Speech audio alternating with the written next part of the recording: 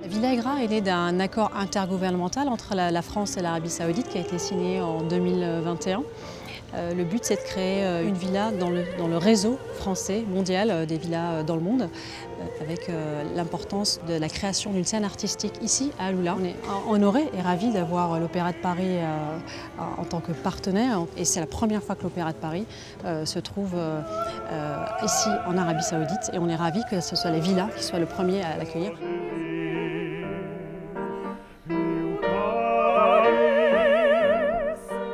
On est dans un comté qui fait 22 000 km², donc la taille de la Belgique, avec 50 000 habitants, donc la ville de Sète, une région nabatéenne, Agra, qui est un site classé au patrimoine UNESCO, qui est la sœur de Petra en Jordanie, sur un site même qui est un site de passage de cette tradition caravanière en fait. Donc on trouve que c'est important d'immerger les artistes dans cet environnement. Il faut l'inscrire dans le parcours.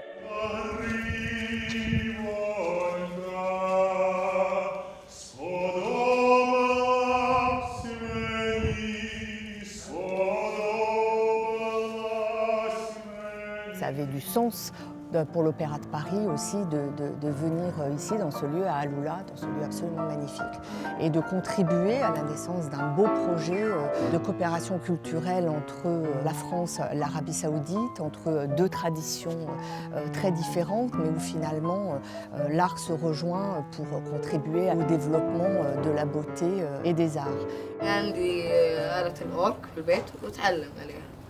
بس حددت الحين آلة العود. I first have a question for you. Have you ever heard an opera singer? عمرك سمعتوه؟ لا خالص. تحب تعرف؟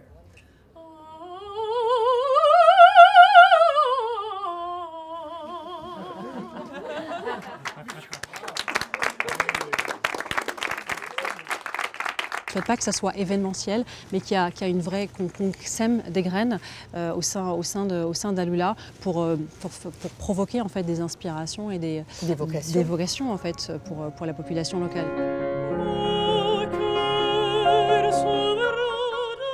Quand j'étais à l'Académie de l'Opéra de Paris, on a pu voyager au monde, vraiment. On a pu aller en Chine, en Russie, en Italie, au Liban, même en Égypte, chez moi, pour faire des concerts au public qui ne connaissent pas l'opéra des fois. Et finalement, on a pu venir ici en Arabie Saoudite, à Al-Ula, dans un pays qui n'est pas très opératique non plus.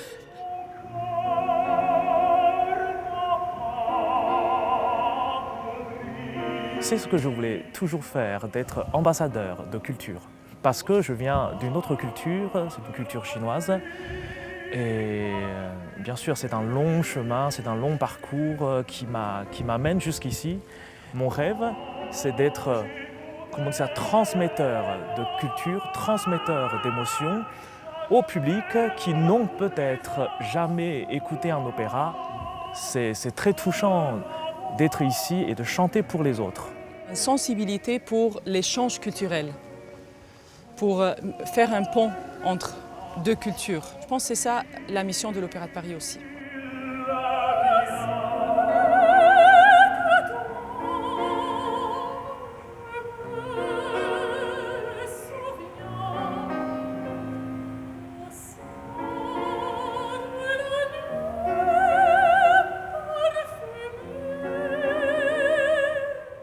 Ce sont avec des artistes qui ont été formés à l'Académie de l'Opéra national de Paris, qui viennent de plusieurs régions du monde. Ils sont heureux de venir se présenter ici sous la bannière de l'Opéra de Paris à Maraya. Et c'était aussi important pour Alexandre Neff et pour moi de présenter aussi différents aspects du savoir-faire de l'Opéra de Paris. On nous a proposé de faire une exposition de costumes qui reflète un peu le travail qu'on fait à l'Opéra de Paris. Évidemment, c'est toujours valorisant de montrer ce qu'on fait, puisque les chanteurs chantent dans leurs robes personnelles, donc on a en parallèle des costumes pour montrer un jour peut-être quelque chose de plus complet. Et voilà, et là tu peux commencer. Et puis une création sur le clair de lune de Beethoven, la sonate de Beethoven, une création d'Alice Renavant, donc aussi de venir avec de la danse.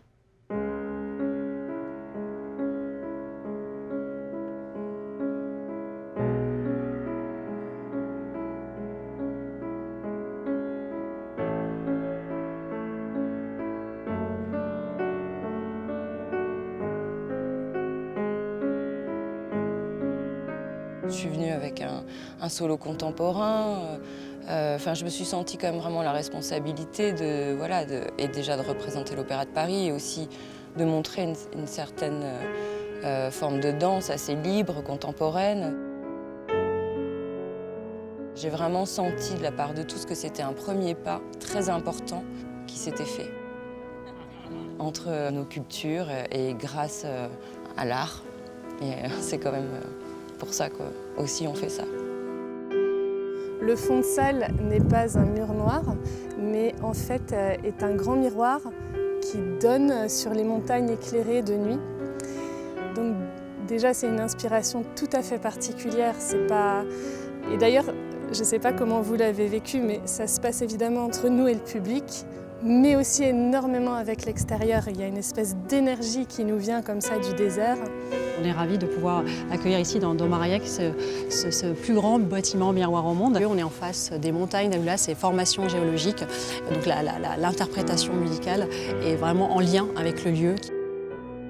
After the concert in Maraya, which was my first time to sing in this stage, it was like a dream for me to perform there and to share the stage with such amazing artists and singers from the Opéra de Paris.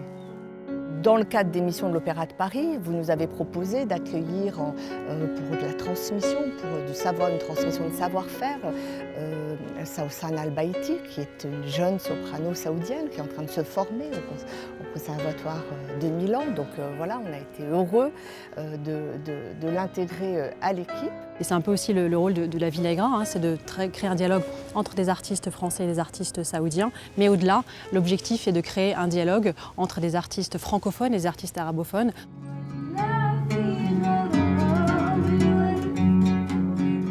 L'Arabie saoudite, comme tous les pays d'ailleurs arabes du Maghreb et de la péninsule arabique, eh bien, ce sont des pays qui sont très riches en culture musicale, mais elles ne correspondent pas, elles n'utilisent pas les mêmes échelles que nous. Elles utilisent des quarts de ton, elles utilisent des modes dont on n'a pas l'habitude, une manière aussi de chanter.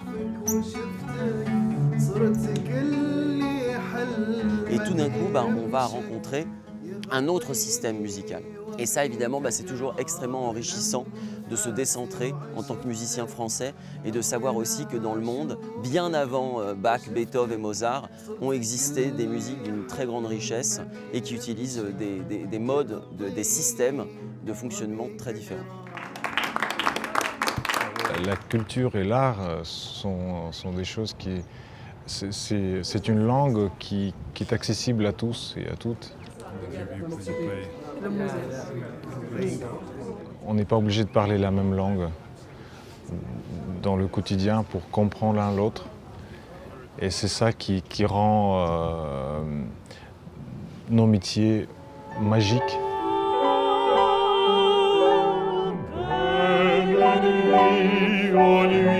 J'avais tout à fait conscience qu'on proposait peut-être une forme de démonstration qui n'est pas encore habituelle ici. Et c'était bien l'enjeu en fait de ce concert et de cette rencontre. C'était de voir comment ça allait être accepté et quelles seraient les réactions. La culture, l'opéra, la musique, ça peut changer. Ça peut changer à l'intérieur, le monde, à l'intérieur de chacun. Ça s'inscrit aussi, bien sûr, dans une volonté que porte fortement Alexandre Deneff de porter l'Opéra de Paris au-delà de Paris, au-delà de ses murs, au-delà de l'Opéra Bastille et de l'Opéra Garnier. Et nous sommes à l'étape 1 du partenariat entre l'Opéra de Paris et la Villa Aigra. Et il y a beaucoup de choses qu'on pourra... on a déjà plein d'idées. Voilà, il y a beaucoup de choses qu'on pourra développer dans l'avenir. L'Opéra de Paris fera partie des institutions qui seront clés dans les partenariats de la Villa Aigra après ouverture en 2026.